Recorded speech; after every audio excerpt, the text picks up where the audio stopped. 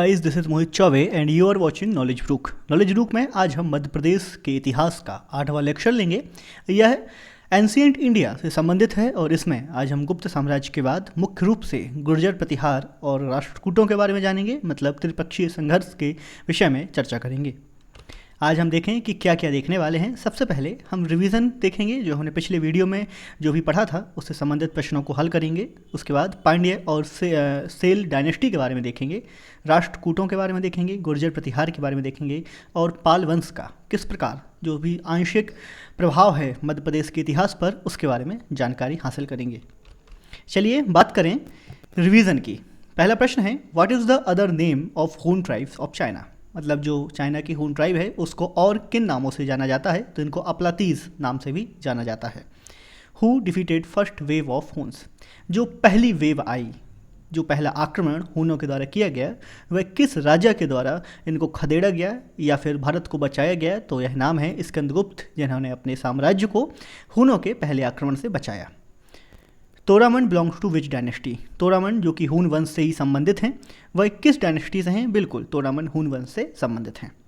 Which king of हून dynasty depicted on the iron inscription. Iron का जो आलेख है उस पर हून वंश के किस राजा के बारे में जानकारी प्राप्त होती है? तो तोरामन की जानकारी आयरन से प्राप्त होती है। साथ ही तोरामन के कॉइन यहाँ से, सिक्के यहाँ से प्राप्त होते हैं और यहाँ पर उनका नाम जो एक उपाधि है महाराजाधिराज, मतलब राजाओं का राजा, इसकी जानकारी भी आयरन इंस्क्रिप्शन के माध्यम से प्राप्त होती है।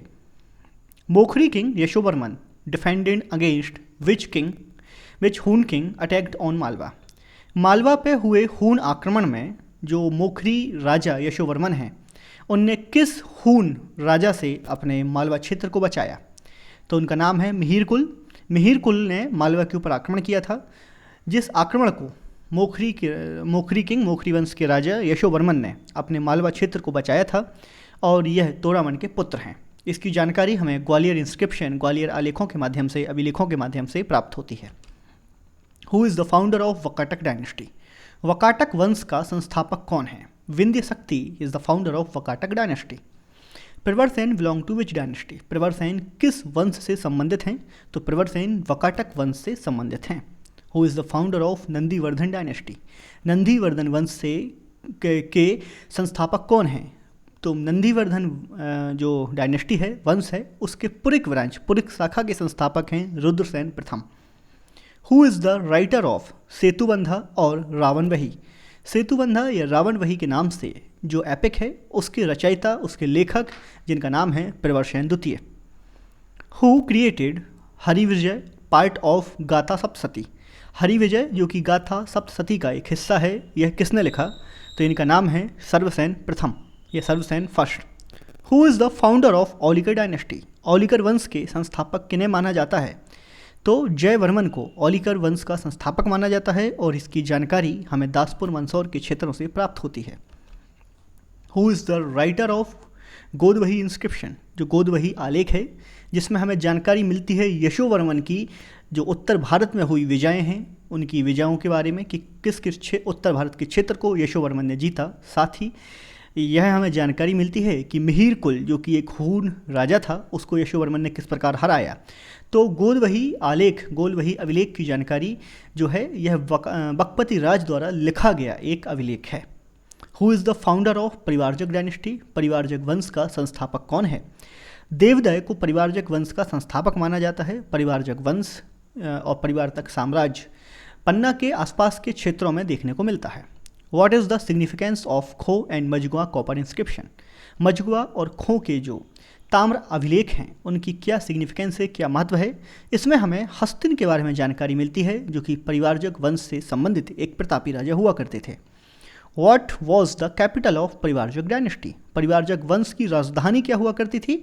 उच्चकल्प या फिर उच्छारा जो कि सतना के निकट है, यह परिवारजक वंश की राजधानी हुआ करती थी। एक और महत्वपूर्ण बात आपको बता दें कि मजगुआ जो है पन्ना के काफ़ी निकट है, करीब 10 से 15 किलोमीटर दूर, और यहाँ पे एनटीपीसी के प्लांट्स हैं, मतलब national corporation of mineral, national mineral mining corporation जो भी है, इसका क्षमा करें, एनएमडीसी का यहाँ पे प्लांट है जिसका फुल फॉर्म होता है नेशनल मिनरल डेवलपमेंट कॉरपोरेशन, और यहाँ से हीरों का खनन किया जाता है। तो मझगुआ क्षेत्र से, जो कि पन्ना के निकट है, हीरो की खदानें मिलती हैं, हीरा खदानें, जो कि पन्ना हीरों के लिए फेमस भी है। तो हीरा खदानें मझगुआ क्षेत्र से प्राप्त होती हैं, मतलब और यहाँ पे NMDC का प्लांट है। चलिए, यहाँ हमने जाना कि हस्तिन के बारे में जानकारी मिली। आगे बात करें, who helped Harshavardhana to search his sister. यहाँ डॉटर नहीं सिस्टर है, याद रखेंगे, बाय मिस्टेक डॉटर लिख गया है, राजश्री। हर्षवर्धन की बहन का नाम राजश्री था, और हर्षवर्धन की बहन जंगलों में भाग गई थी क्योंकि उनके पति का वध कर दिया गया था एक राजा द्वारा। तो हर्षवर्धन ने अपनी बहन को मालवा के जंगलों में अपने जो गुरु हैं, जिनका नाम था दिवाकर मित्र, उनके माध्यम से ढूंढा था। दिवाकर मित्र का नाम याद रखेंगे। प्रश्न अगर बहुत डिटेल्स में कभी अंदर से बनता है तो इनके ऊपर प्रश्न बन सकता है। अगला प्रश्न है, who was Harshavardhan sisters Rajshri's husband. Harshavardhan की जो बहन राजश्री हैं, उनके पति का नाम क्या है? तो उनके पति का नाम था ग्रहवर्मन, जो कि कन्नौज के राजा हुआ करते थे। यहीं से कन्नौज काफ़ी फेमस हो जाएगा, और कन्नौज के यहाँ से फेमस होने के बाद जो ट्रायंगुलर स्ट्रगल है कन्नौज के लिए, वह स्टार्ट हो जाएगा, जो हम आगे पढ़ने वाले हैं। Who killed Rajyavardhan. राज्यवर्धन जो कि हर्षवर्धन के भाई थे, उनकी हत्या किसने की? पुष्यभूति वंश से ये संबंधित थे, और इनकी हत्या की थी देवगुप्त, जो कि मालवा का शासक था, और देवगुप्त ने ही ग्रहवर्मन की भी हत्या की थी। Who defeated Harshvardhan. हर्षवर्धन को काफ़ी प्रतापी राजा माना जाता था, लेकिन पुलकेशिन द्वितीय ने हर्षवर्धन को नर्मदा के दक्षिणी किनारों पर हरा दिया था। ऐहोल इंस्क्रिप्शन से इसकी जानकारी प्राप्त होती है। Which inscription talk about Harshvardhan and Pulkeshin second war? तो it's the Aihole inscription which talk about both war, the war between the both, जो कि कर्नाटका से प्राप्त होता है। Which Chinese traveler visited during Harshvardhan. Harshvardhan के शासनकाल के दौरान कौन सा चाइनीज़ यात्री भारत भ्रमण पर आया? तो उनका नाम था हुइनसांग। एच से हर्षवर्धन और हुइनसांग भी एच से ही शुरू होता है। दोनों के नाम को इस तरीके से जोड़कर याद रखेंगे। अगर अभी तक आपने हमें ज्वाइन नहीं किया है और आप यह वीडियो पहली बार देख रहे हैं, तो हमें सब्सक्राइब कर सकते हैं और टेलीग्राम ग्रुप पर हमें ज्वाइन कर सकते हैं, जहां पर आपको हमारे सभी वीडियोस की PDF प्राप्त हो जाएगी, जो आप नोट्स की तरह यूज़ कर सकते हैं। चलिए आगे हम बात करेंगे पांड्य और सैल वंश की, जो कि क्षेत्रीय शासक थे, और इनका जो इतिहास है मध्य प्रदेश से जुड़ा हुआ है। मध्य प्रदेश के क्षेत्रों में इन्होंने शासन किया है। चलिए सबसे पहले पांड्य वंश की बात करें तो इसके फाउंडर जयवल को माना जाता है कि इसके संस्थापक थे, और अंतिम किंग जिनका नाम था भरतवल। पांड्य वंश के राजाओं के नाम के पीछे बल लगा हुआ है, कोशिश करेंगे याद रखेंगे बल के साथ। चलिए लोकेशन देखें, किस क्षेत्र में इन्होंने शासन किया, तो इनकी जानकारी अमरकंटक अनूपपुर से प्राप्त होती है। अगली वंश है शैल डायनेस्टी, जिसके फाउंडर हैं श्रीवर्धन, और इसका लोकेशन है महाकौशल रीजन। महाकौशल क्षेत्र में इनने राज किया, और इसके फाउंडर हैं श्रीवर्धन। इसकी अधिक जानकारी हमें प्राप्त होती है राघौली के कॉपर मतलब ताम्र अभिलेखों से, जो कि बालाघाट क्षेत्र से प्राप्त होते हैं। इनके अंतिम किंग जो आखिरी राजा इस वंश के हुए, उनका नाम था जयवर्धन। चलिए फिर एक बार रिवाइज करें। सेल वंश में 2 प्रमुख राजाओं का नाम याद रखना है। फाउंडर हैं श्रीवर्धन, अंतिम राजा हैं जयवर्धन। आगे बात करेंगे, जानकारी प्राप्त हुई बालाघाट के राघौली इंस्क्रिप्शन से। लोकेशन की बात करें महाकौशल क्षेत्र, मतलब जबलपुर से लेके बालाघाट वाला क्षेत्र। पांड्य वंश को देखें, फाउंडर हैं जयवल, अंतिम राजा थे भरतवल।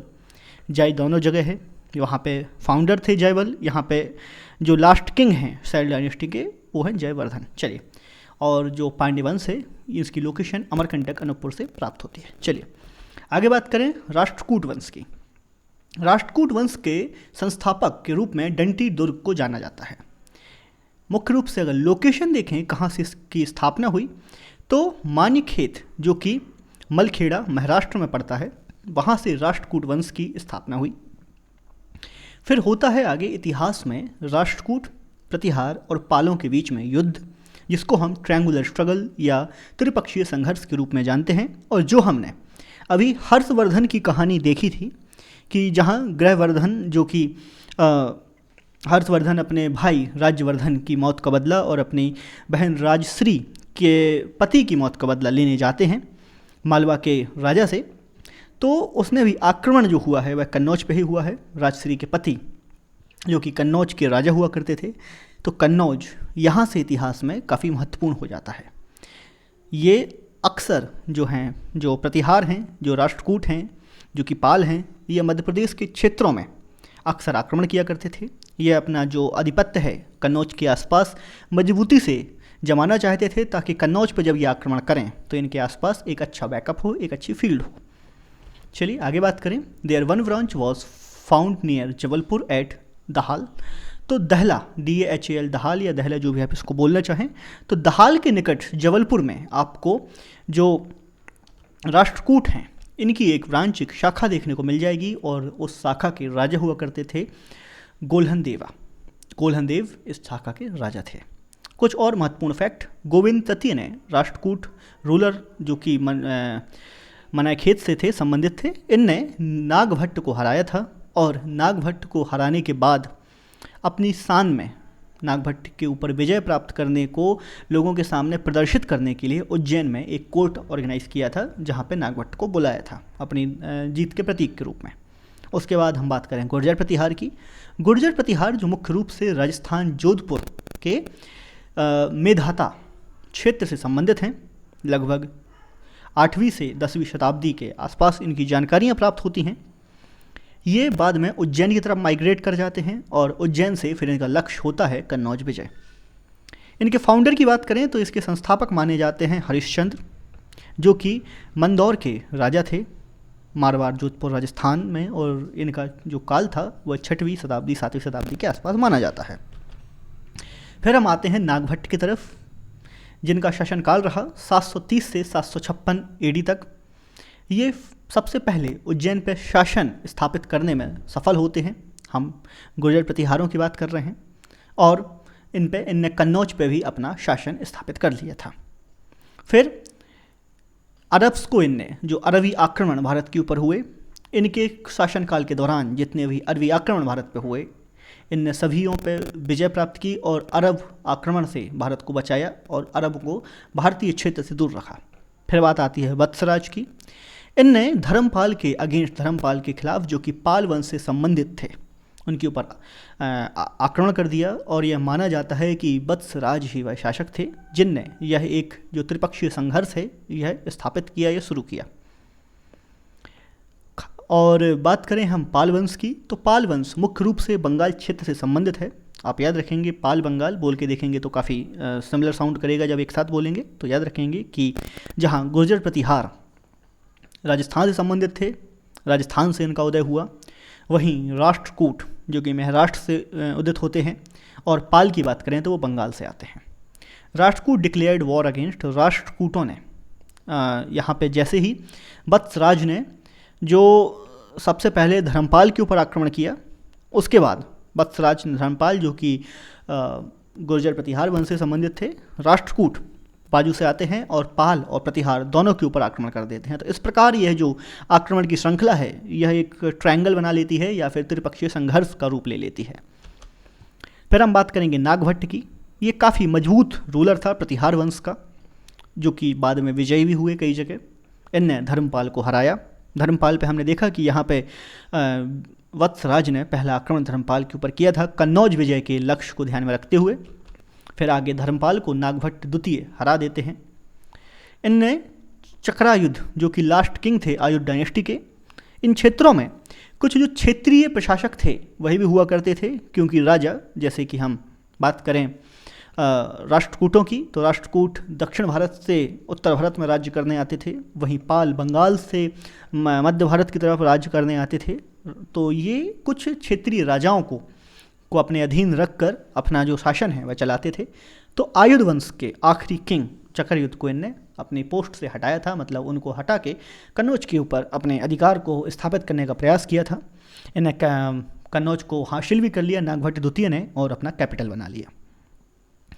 इस प्रकार जो हम कहते हैं कि नागभट्ट ने, जो कि वत्सराज ने ट्रायंगुलर स्ट्रगल शुरू किया, त्रिपक्षीय संघर्ष शुरू किया, वहीं नागभट्ट द्वितीय ने ट्रायंगुलर स्ट्रगल या त्रिपक्षीय संघर्ष को जीता और कन्नौज विजय हासिल की। इस प्रकार जो कन्नौज विजय है वह प्रतिहार वंश के फेवर में, प्रतिहार जो कि कहाँ से संबंधित थे, राजस्थान से संबंधित थे, उनके फेवर में जाती है। फिर हम बात करेंगे कुछ और महत्वपूर्ण फैक्ट। फिर से ये एक फैक्ट रिपीट हुआ है, अच्छी बात है, फिर से देख लीजिए। गोविंद तृतीय जो कि एक राष्ट्रकूट थे, उन्हें नागभट्ट द्वितीय जो कि प्रतिहार थे उनको हराया था, और इनने उज्जैन में एक कोर्ट ऑर्गेनाइज करके गोविंद तृतीय ने बुलाया था, और यह अपनी विजय को लक्षित करने के लिए था। मिहिर भोज की बात करें, इनने पॉलिटिकल पोजीशन फिर से हासिल कर ली, मतलब जो यहाँ पे गायब हुई थी, और अरेबियन ट्रैवलर सोलेमन जो इस क्षेत्र में जो प्रतिहार थे, मिहिर भोज याद रखेंगे कि नागभट्ट जो कि प्रतिहार थे, प्रतिहार को गोविंद तृतीय ने हराया जो कि एक राष्ट्रकूट थे, लेकिन मिहिर भोज वापस मूवी में आते हैं और यहाँ से क्लाइमैक्स होता है, और मिहिर भोज प्रतिहार वंश की जो पॉलिटिकल पोजीशन थी, पॉलिटिकल शक्तियाँ थीं या राजनीतिक शक्तियाँ थीं, वह फिर से हासिल कर लेते हैं।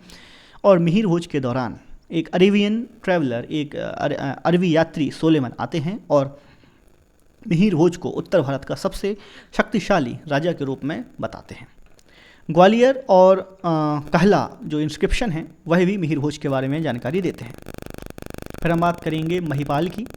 तो महिपाल के दौरान, फिर से हम अभी प्रतिहार वंश के ही राजाओं की बात कर रहे हैं, तो महिपाल के दौरान अरेबियन ट्रैवलर अल मसूदी आते हैं और ये भी इनके बारे में जानकारी देते हैं। तो दो अरबी यात्रियों की बात करेंगे हम, एक हैं मिहिर भोज के दौरान आए सोलेमन और दूसरे महिपाल के दौरान आए अल मसूदी। फिर राज्यपाल की बात करते हैं, यह अंतिम प्रतिहार राजा थे, इनसे एक गलती हो जाती है। यह हिंदू शाही राजाओं का जो संघ था जो कि अरबी आक्रमणों से भारत को बचाने के लिए एकजुट हुए थे। मोहम्मद गजनवी से युद्ध करने के दौरान राज्यपाल अपने आप को कमज़ोर महसूस करते हैं और युद्ध हो रहा था, मतलब रण क्षेत्र से, युद्ध क्षेत्र से भागकर अपने कन्नौज की तरफ पलायन करने का प्रयास करते हैं। वहीं चंदेल राजा विद्याधर को इनकी ये बात पसंद नहीं आती और राज्यपाल का ये वध कर देते हैं इस कायरता के अपराध के लिए। फिर हम बात करेंगे यशपाल की। यशपाल 1036 के आसपास इनके शासनकाल को लक्षित किया जा सकता है और इनको प्रतिहार वंश का अंतिम राजा माना जाता है। अब ये मैप से समझ सकते हैं, राष्ट्रकूट जो कि दक्षिण भारत से उत्तर भारत की तरफ राज्य करने आते हैं। वहीं पाल की बात करें तो ये पूर्वी भारत से मध्य भारत की तरफ राज्य करने आते हैं। और प्रतिहार, गुर्जर प्रतिहार की बात करें तो यह पश्चिमी भारत से मध्य भारत की तरफ राज्य करने आते हैं। आप हरे रंग से गुर्जर प्रतिहार को देख सकते हैं। बाकी कुछ और जानकारियाँ देखें। राष्ट्रकूट की जो कैपिटल माने तो मान्यखेत गुलबर्गा एरिया ऑफ कर्नाटका यहाँ से मानी जाती है। उसके बाद पाल एम्पायर की बात करें तो उनका कैपिटल मुंगेर, पाटलिपुत्र, गौर, पाल वंश के जो बंगाल से आए हुए थे, इनकी कई सारी राजधानियाँ रहीं। गुर्जर प्रतिहार की बात करें तो इनकी पहली राजधानी उज्जैन हुआ करती थी और उसके बाद कन्नौज फतह प्राप्त करते हैं और अपनी राजधानी कन्नौज बना लेते हैं। उम्मीद करते हैं कि ये पूरा लेक्चर आपको समझ में आया होगा। अगर आप जो भी पॉइंट मिस हो गया है या आप कुछ जानना चाहते हैं तो कमेंट में लिख सकते हैं। PDF आपको हमारे टेलीग्राम ग्रुप पर उपलब्ध हो जाएगी। Thank you so much.